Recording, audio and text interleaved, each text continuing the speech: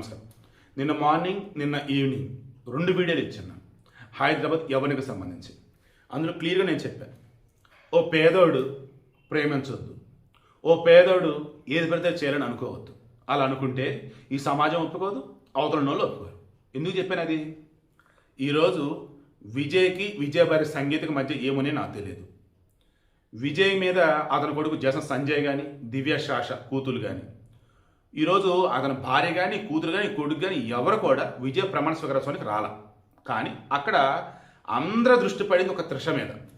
త్రిష విజయ్కి సంబంధించి భార్య కాదు, ఓ రకంగా illegal affair are extra marital affair లాగా అనుకోవచ్చు. ఎందుకు? ఇంకా సంగీత విడాకులు ఇవ్వాల. అండ్ మోర్ ఓవర్ ఈమె వాళ్ళే మేము ఇలా విడిపోతుందని చెప్పి సంగీతం ఇండైరెక్ట్గా చెప్పేసింది. ఆ విషయం అందరికీ తెలుసు.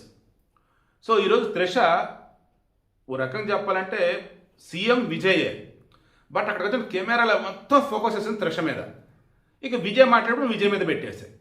త్రిష వచ్చిన తర్వాత ఆడకు రాగానే విజయ్ యొక్క అమ్మ, నీ వల్లే కదే నా కోడలు కొడుకు విడిపోతున్నారా అనలా, చక్కగా ఆలింగనం చేసుకుని సంతోషం. ఇక విజయ్ సిస్టర్ ఎవరు ఉన్నారు, ఆమె ఎగిరి గంతేస్తుంది పట్టుకొని సొంత వదిన అన్నట్టు. నేను మరలా చెప్తున్నా, విజయ్కి సంగీతకి త్రిషకి ముగ్గురు మధ్య ఏమిందంటే త్వరలో తెలియదు. నేను చెప్పదలుచుకుంది ఏంటంటే ఇక్కడ కూడా బయట కూడా మీరు సినీ ఫీల్డ్లో తీయండి, బయట కార్పొరేట్ దిగ్గజాల దగ్గర మీరు తీయండి. ఎక్స్ట్రా మ్యారిటల్ అఫేర్లు కావచ్చు, లవ్ కావచ్చు, పెళ్ళికి ముందు కానీ పెళ్లి తర్వాత కానీ ఏమైనా మీరు తీయండి.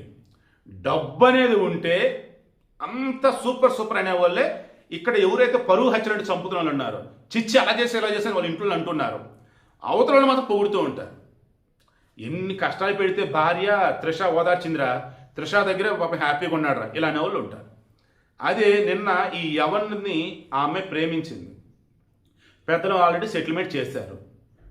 అగైన్ మరలా ఆ పిల్లడి మీద కేసు పెట్టి రానంటే, ఆ అమ్మాయి రానంటే ఇక నీ దగ్గరికి వచ్చేస్తాను వాళ్ళు అని చెప్పేసి ఆ అమ్మాయి చెప్తే, అదేంటి ఆల్రెడీ మాట్లాడుకున్నాం కదా, అయిపోయింది కదా, మళ్ళీ ఇప్పుడు ఏంటి మనం కలుసుకోవట్లేదని పిల్లోడు చెప్తే, ఏమో నాకు అవేం తెలియదు నా పిల్ల అంటూ ఉంటే ఏం చేయాలి పిల్లోడు? ఇంక పాపం ఒక ఎస్సీ కుర్రాడు. నిన్న ఆ పిల్లోడు చనిపోయాక పరామర్శించినటువంటి ఒక ఎమ్మెల్యే లేడు, ఎంపీ లేడు, సంఘాల వాళ్ళు లేరు, వాళ్ళు లేరు, ఎవరు లేరు. ఆ చుట్టుపక్కల ఉన్న ఫ్రెండ్స్ వాళ్ళు వీళ్ళు కలగలికి ఇంకా అచ్చుకు రిలీజ్ చేసుకున్నారు. వీడికి ఇంట్రెస్ట్ మీకు అర్థమైంది. నేను చెప్పింది ఇదే. నేను ఓ పేదోడు ఏం చేసినా తప్ప మన దేశంలో, ఓ డబ్బున్నోడు ఏం చేసినా రైట్ మన దేశంలో. ఇల్లీగల్ అఫేరా, ఎక్స్ట్రా మ్యారిటల్ అఫేరా అయితే ఏముంది, వాళ్ళిద్దరు ఇష్టపడ్డారు, సుప్రీంకోర్టు తీర్పు చెప్పింది.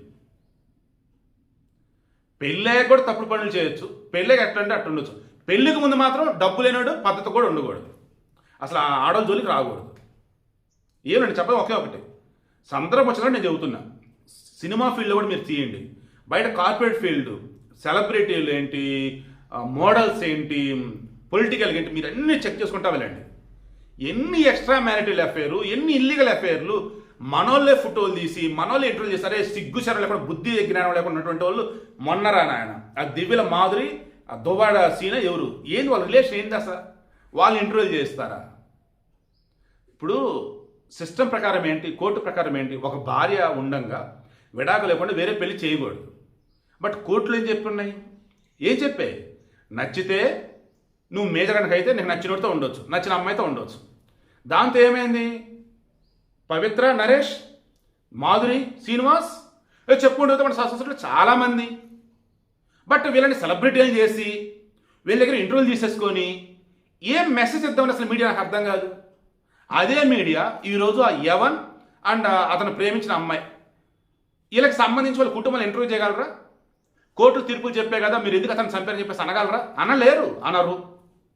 ఇదేనే కాదు, ఎక్కడైనా సరే మీరు తీసుకోండి. వీడియో కండిషన్ మీకు అర్థమైనా కోరుకుంటున్నా. నిన్న చెప్పి ఇప్పుడు చెప్పా, ఎస్సీ ఎస్టీ బీసీ ఓసీ కాదురా, మన ఈ సమాజంలో డబ్బు ఉంటేనే నువ్వేం చేసినా చెల్లిద్ది. డబ్బు ఉంటే ఒకటి చంపి నువ్వు బయటపడవచ్చు, డబ్బు కనుక లేకపోతే మనస్ఫూర్తి ఒకరు ప్రేమించిన తర్వాత కూడా నువ్వు కథమైపోవచ్చు. అర్థం చేసుకోండి. సంతోషంగా చక్కగా చదువుకొని బాగా డబ్బు సంపాదించి మేము బాగా చూసుకొని మంచి సంబంధం అప్పుడు చూసి చేసుకుని హ్యాపీగా బతకండి పెళ్ళాం పెట్టద్దు.